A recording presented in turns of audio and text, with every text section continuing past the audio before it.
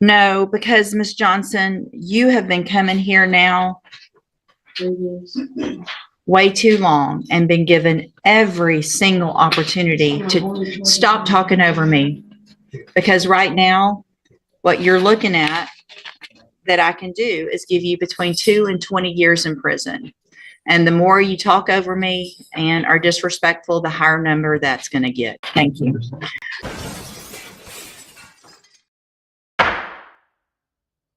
All right, you're Derica Johnson. And Ms. Johnson was previously in court, entered pleas of true in a motion to revoke probation to counts 1 through 4. On probation for aggravated assault causing serious bodily injury, and that was a 6-year deferred probation. I've received an updated pre-sentence report. Has everyone had an opportunity to review that report? We have, Your Honor. Are there any additions or corrections? No, Your Honor. And there was no agreement, correct? I'd agree. Also, just for everyone, and if we can get copies if you guys need it, I am also reviewing jail incident reports as well. Mr. Rojas, you may proceed. Judge, as the court knows, this is Ms. Johnson's third motion to revoke. She's been given opportunities in the past to comply with ISF, MRT, and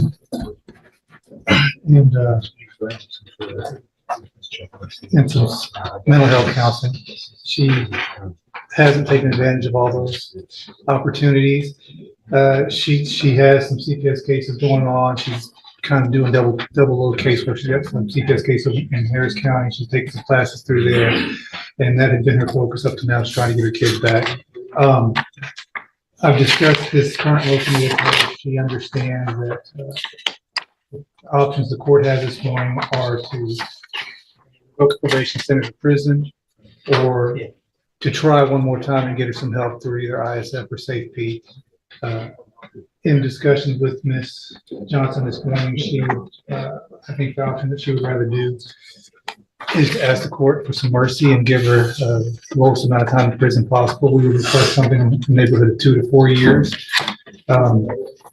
She, at this point, doesn't feel that she needs a drug treatment, and the ISF program is this thing that, well, she was removed last time because she's pregnant. She's not pregnant right now, so I think this would be the perfect time for her to get ISF and get that help.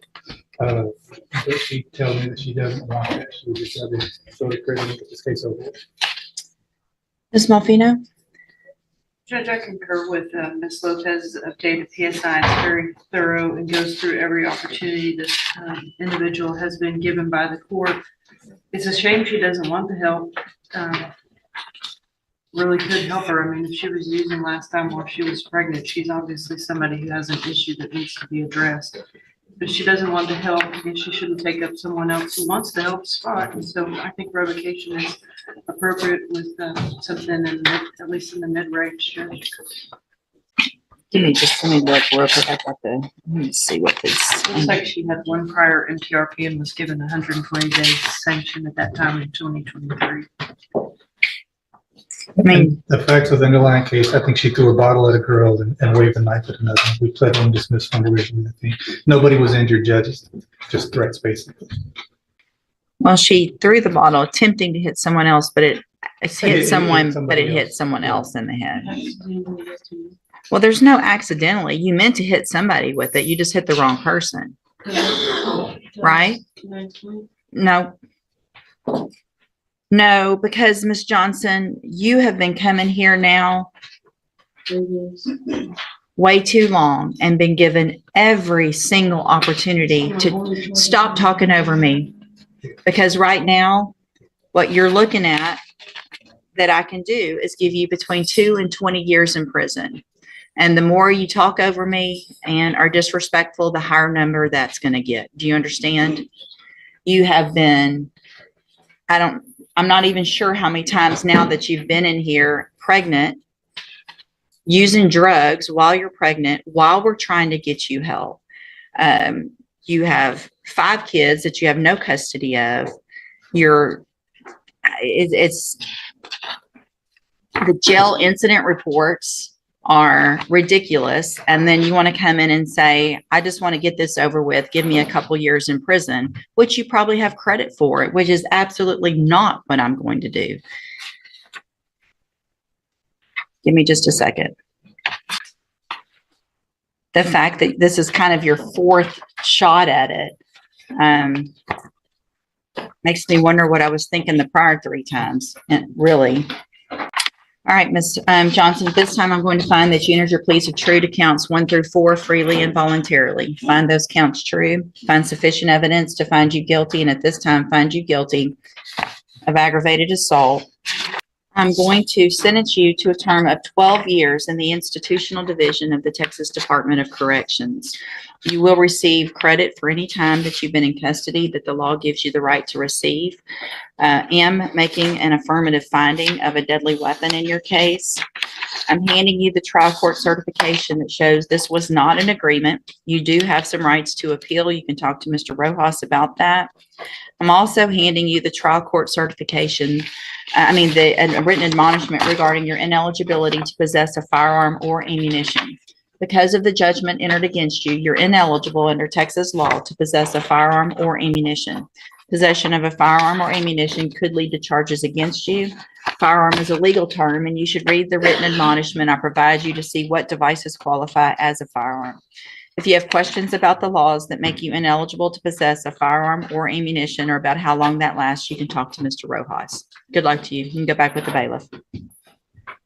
Ms. Holmes, you may proceed. Thank you, Your Honor. As the court can see, Mr. De La Rosa is an amputee, in which he suffered from injury a few years ago. Your Honor, we're requesting if the court would consider probation. I believe that Mr. De La Rosa would benefit from being on a mental health caseload as well. He does suffer from some mental issues that I feel that would be beneficial if he could receive care through either MHMR or Spindletop. He understands that he does have prior convictions, so as a convicted felon, he cannot possess a firearm. And he understands that moving forward, no matter what situation he's in, he cannot have a firearm. Your Honor, he does have 2 children that he would like to be better involved in their lives. One of the main issues that I see in the PSI is education. He has a 6th grade education. I think it would also benefit if he would be allowed and participate in the GED program through the probation department as well, to help him to develop some skills so that he can make better decisions and get his high school, at least minimum high school equivalency. There isn't much history in regards to substance. With regards to substance abuse, it looks like maybe alcohol that he drinks on occasion. And he has no problem, it says, in his recommendations to avoid any association with the co-defendant, Ashley Faye. And as I stated, Your Honor, he would be willing to adhere to any referrals or treatment plans or directives that probation may recommend. And so we are requesting probation. Thank you, ma'am. Mr. Nichols? Your Honor, he has 3 prior felony convictions, 1 for being a felon in possession of a firearm, 1 for aggravated assault with deadly weapon. He should have been habitual. I took into consideration his health issues when I made the offer of an 8-year cap. I don't know that he deserves any more consideration for what has happened to him. You see his gang history, his criminal history. I think 8 years is appropriate in this case. And I'm sorry, Mr. De La Rosa, you wanted to say something? I do got priors now, but I don't know like juvenile stuff like that. So in 2015, you were not a juvenile. 2015, that when that conviction was like I think 7 years. That was your conviction for unlawful possession of a firearm by a felon. And you got a 2-year sentence. Yeah, no, but I did my time, and I did parole. I did good behavior. Right. So you should have learned. Not that you can't possess a firearm. I mean, and Ms. Holmes is doing the best she can, saying that, you know, you understand and that you can't possess a firearm, but you've already gone to prison for that. So I was at the wrong place, wrong time. Now, I mean, it wasn't my position due to the fact that I am a felon. I'm not denying it, but you know, what I'm saying, I would deserve I feel like a second chance or something. Well, I always get like, I don't want to get thrown in prison, come out when I'm 38 or something like that. well, and I understand. Well, and here's the thing, Mr. De La Rosa, nobody wants to get thrown in prison. And what I do today isn't anything that I'm doing. It's where you've gotten yourself with your history since you've been a juvenile into being an adult, knowing that you cannot possess a firearm. You've got 3 prior felony offenses. One was when you were certified as a juvenile, that first one.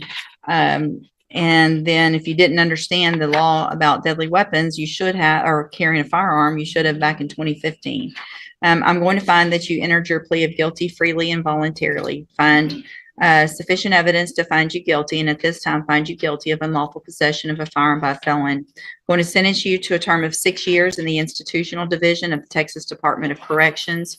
You will receive credit on that sentence for any time that you've been in custody that the law gives you the right to receive. I'm handing you the trial court certification that shows this was an agreement I followed, so you've waived your right to appeal.